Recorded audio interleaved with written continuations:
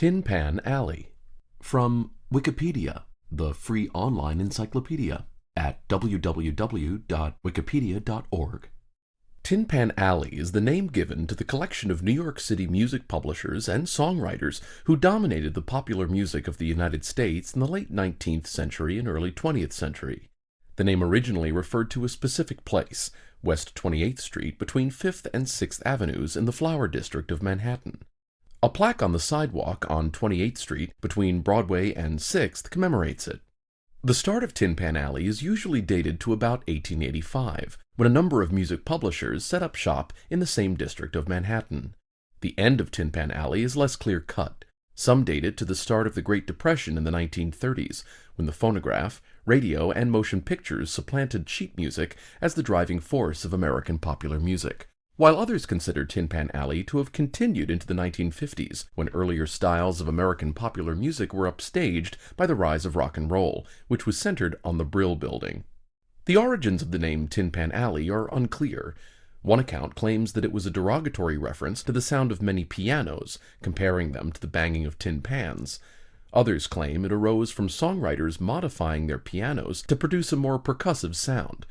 After many years, the term came to refer to the U.S. music industry in general. Origin of the name. Various explanations have been advanced to account for the origins of the term Tin Pan Alley. The most popular account holds that it was originally a derogatory reference by Monroe H. Rosenfeld in the New York Herald to the collective sound made by many cheap upright pianos, all playing different tunes, being reminiscent of the banging of tin pans in an alleyway. This article has not been found.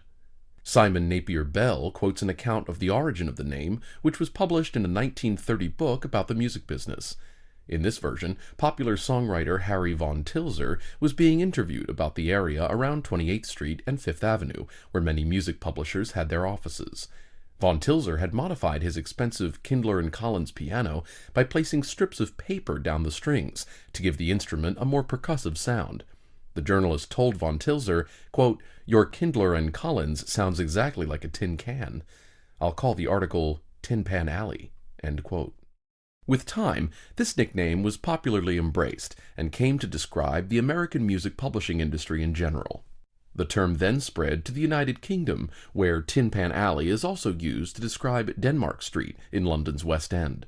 In the 1920s, the street became known as Britain's Tin Pan Alley because of its large number of music shops.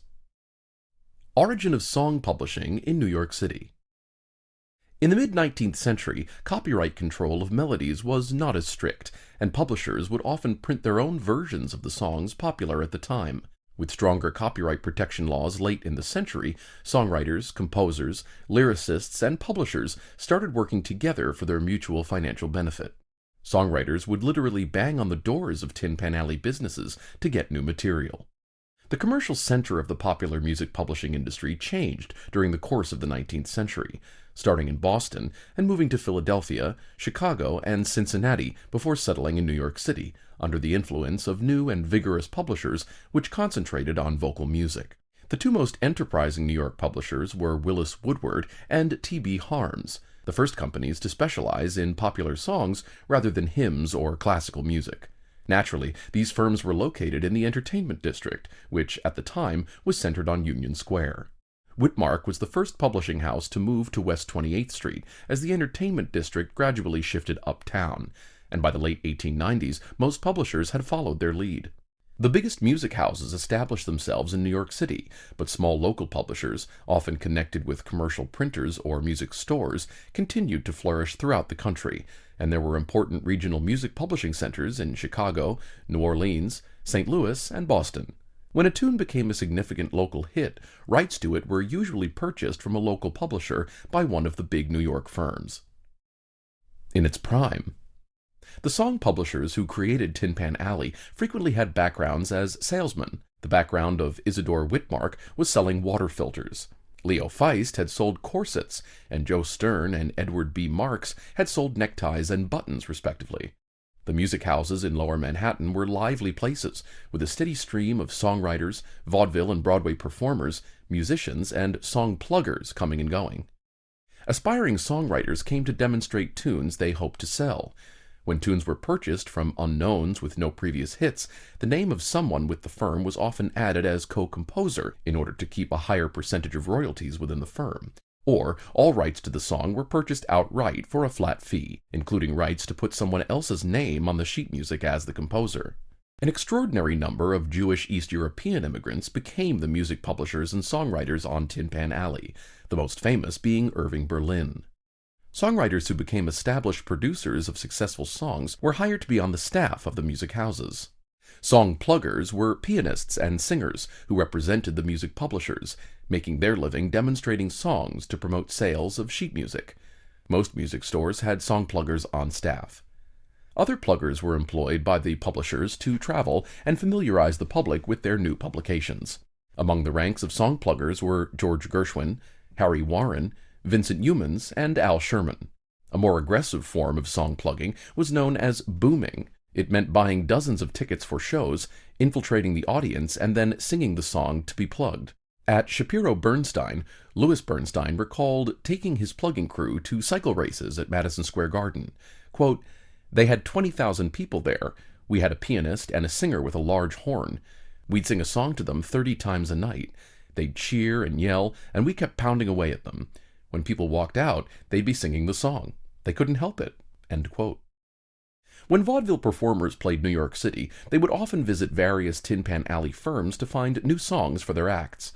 Second- and third-rate performers often paid for rights to use a new song, while famous stars were given free copies of publishers' new numbers or were paid to perform them, the publishers knowing this was valuable advertising. Initially, Tin Pan Alley specialized in melodramatic ballads and comic novelty songs, but it embraced the newly popular styles of the cakewalk and ragtime music. Later on, jazz and blues were incorporated, although less completely, as Tin Pan Alley was oriented towards producing songs that amateur singers or small-town bands could perform from printed music. In the 1910s and 1920s, Tin Pan Alley published pop songs and dance numbers created in newly popular jazz and blues styles. Influence on law and business. A group of Tin Pan Alley music houses formed the Music Publishers Association of the United States on June 11, 1895, and unsuccessfully lobbied the federal government in favor of the Tree-Lor Copyright Bill, which would have changed the term of copyright for published music from 24 to 40 years, renewable for an additional 20 instead of 14 years. The bill would also have included music among the subject matter covered by the Manufacturing Clause of the International Copyright Act of 1891. The American Society of Composers, Authors, and Publishers, ASCAP, was founded in 1914 to aid and protect the interests of established publishers and composers. New members were only admitted with sponsorship of existing members. The term and established business methodologies associated with Tin Pan Alley persisted into the 1960s, when innovative artists like Bob Dylan helped establish new norms. Referring to the dominant conventions of music publishers of the early 20th century, Tin Pan Alley is gone, Bob Dylan proclaimed in 1985. I put an end to it. People can record their own songs now. Contributions to World War II. During the Second World War, Tin Pan Alley and the federal government teamed up to produce a war song that would inspire the American public to support the fight against the Axis, something they both, quote, seemed to believe was vital to the war effort. The Office of War Information was in charge of this project and believed that Tin Pan Alley contained a reservoir of talent and competence capable of influencing people's feelings and opinions, that it might be capable of even greater influence during wartime than George M. Cohan's Over There during World War I. The song Over There can be said to be the most popular and resonant patriotic song associated with World War I. Due to the large fan base of Tin Pan Alley, the government believed that this sector of the music business would be far-reaching in spreading patriotic sentiments. In the United States Congress, congressmen quarreled over a proposal to exempt musicians and other entertainers from the draft in order to remain in the country to boost morale. Stateside, these artists and performers were continuously using available media to promote the war effort and to demonstrate a commitment to victory. However, the proposal was contested by those who strongly believed that only those who provided more substantial contributions to the war effort should benefit from any draft legislation. As the war progressed, those in charge of writing the would-be national war song began to understand that the interest of the public lay elsewhere. Since the music would take up such a large amount of airtime, it was imperative that the writing be consistent with the war message that the radio was carrying throughout the nation. In her book God Bless America, Tin Pan Alley Goes to War, Kathleen E.R. Smith writes that, quote, escapism seemed to be a high priority for music listeners, leading the composers of Tin Pan Alley to struggle to write a war song that would appeal both to civilians and the armed forces. End quote. By the end of the war, no such song had been produced that could rival hits like Over There from World War I. Whether or not the number of songs circulated from Tin Pan Alley between 1939 and 1945 was greater than during the First World War is still debated. In his book, The Songs That Fought the War, Popular Music and the Home Front, John Bush Jones cites Jeffrey C. Livingstone as claiming that Tin Pan Alley released more songs during World War I than it did in World War II. Jones, on the other hand, argues that, quote, there is also strong documentary evidence that the output of American war-related songs during World War II was most probably unsurpassed in any other war. End quote. Composers and lyricists. Leading Tin Pan Alley composers and lyricists include Milton Ager, Thomas S. Allen, Harold Arlen, Ernest Ball, Irving Berlin, Bernard Bierman, George Botsford, Shelton Brooks, Lou Brown, Nacio Herb Brown, Irving Caesar, Sammy Kahn, Hoagie Carmichael, George M. Cohan, Con Conrad, J. Fred Coots, Gussie Lord Davis, Buddy DeSilva, Walter Donaldson, Paul Dresser, Dave Dreyer, Al Dubin, Dorothy Fields, Ted Fiorito, Max Friedman, Cliff Friend, George Gershwin, Ira Gershwin, Oscar Hammerstein II, E.Y. Yip Harburg, Charles K. Harris, Lorenz Hart, Ray Henderson, James P. Johnson, Isham Jones, Scott Joplin, Gus Kahn, Burt Kalmar, Jerome Kern, Al Lewis, Sam M. Lewis, Frank Lesser, Jimmy McHugh, F.W. Meacham, Johnny Mercer, Halsey K. Moore, Theodora Morse, Ethelbert Nevin, Bernice Petkeer, Maceo Pinkard, Lou Pollock, Cole Porter, Andy Razev, Richard Rogers, Harry Ruby, Al Sherman, Lou Singer, Sonny Skylar, Ted Snyder, Kay Swift, Edward Teschmacher, Albert von Tilzer, Harry von Tilzer, Fats Waller, Harry Warren, Richard A. Whiting, Harry M. Woods, Jack Yellen, Vincent Youmans, Joe Young, and Hi Zaret. Notable hit songs. Tin Pan Alley's biggest hits included A Bird in a Gilded Cage, Harry von Tilzer, 1900, After the Ball, Charles K. Harris, 1892, Ain't She Sweet, Jack Yellen and Milton Ager, 1927, Alabama Jubilee, Jack Yellen and George L. Cobb, 1915, Alexander's Ragtime Band, Irving Berlin, 1911, All Alone, Irving Berlin, 1924, At a Georgia Camp Meeting, Carrie Mills, 1897, Babyface, Benny Davis and Harry Axt, 1926, Bill Bailey, Won't You Please Come Home, Huey Cannon, 1902, By the Light of the Silvery Moon, Gus Edwards and Edward Madden, 1909, Carolina in the Morning, Gus Kahn and Walter Donaldson, 1922, Come Josephine, In My Flying Machine, Fred Fisher and Alfred Bryan, 1910, Down by the Old Mill Stream, Tell Taylor, 1910, Everybody Loves My Baby, Spencer Williams, 1924,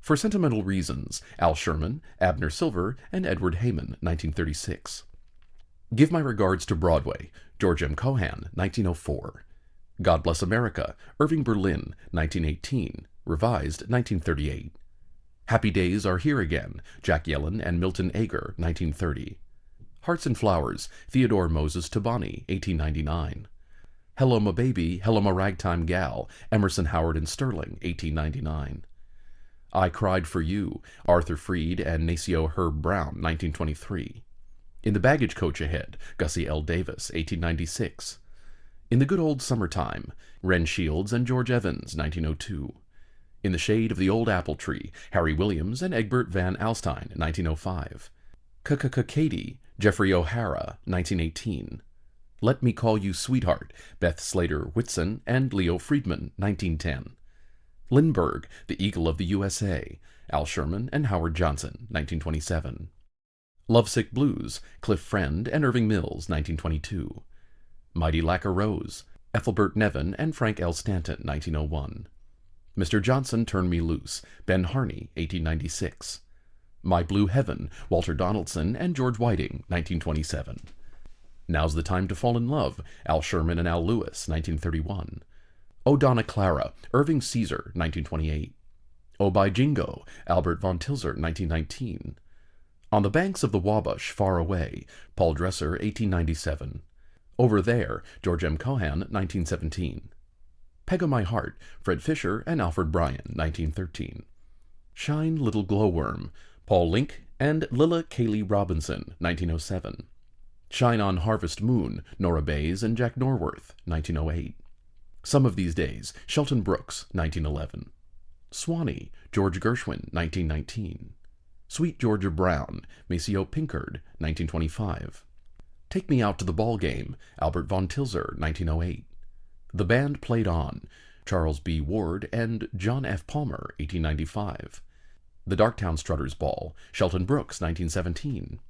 The Little Lost Child, Marx and Stern, 1894. The Man Who Broke the Bank at Monte Carlo, Charles Coburn, 1892. The Sidewalks of New York, Lawler and Blake, 1894. The Japanese Sandman, 1920. There'll Be a Hot Time in the Old Town Tonight, Joe Hayden and Theodore Mertz, 1896. Warmest Baby in the Bunch, George M. Cohan, 1896. Way Down Yonder in New Orleans, Kramer and Turner Layton, 1922. Whispering, 1920. Yes, We Have No Bananas, Frank Silver and Irving Cohn, 1923. You Gotta Be a Football Hero, Al Sherman, Buddy Fields, and Al Lewis, 1933. In popular culture, in the 1959-1960 television season, NBC aired a sitcom Love and Marriage, based on the fictitious William Harris Music Publishing Company set in Tin Pan Alley. William Demarest, Stubby Kaye, Gene Ball, and Murray Hamilton co-starred in the series, which aired 18 episodes. In the song Bob Dylan's Blues, from Bob Dylan's 1963 album The Freewheelin' Bob Dylan, he introduces the song, saying, quote, "Unlike most of the songs nowadays that have been written uptown in Tin Pan Alley, that's where most of the folk songs come from nowadays. This is a song. This wasn't written up there. This was written down somewhere in the United States." End quote. In the song Bitter Fingers, from the 1975 autobiographical concept album Captain Fantastic and the Brown Dirt Cowboy, Elton John refers to himself and his longtime songwriting partner, lyricist Bernie Taupin, as the Tin Pan Alley Twins. Neil Diamond's liner notes, "Tin Pan Alley died hard, but there was always the music to keep you going," indicate that the album Beautiful Noise, 1976, was intended as a tribute to his days there. Tin Pan Alley is mentioned in the song It Never Rains, 1982, by Dire Straits. The Bob Geddens blues song Tin Pan Alley, also known as The Roughest Place in Town, recorded by Jimmy Wilson, was a top 10 hit on the R&B chart in 1953 and became a popular song among West Coast blues performers.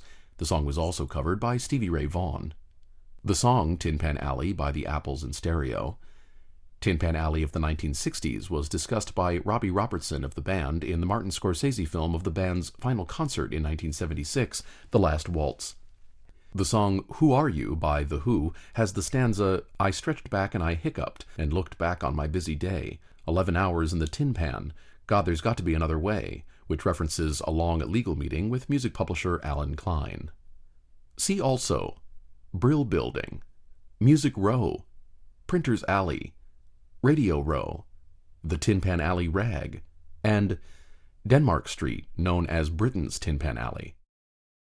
This audio was recorded on November 23, 2018.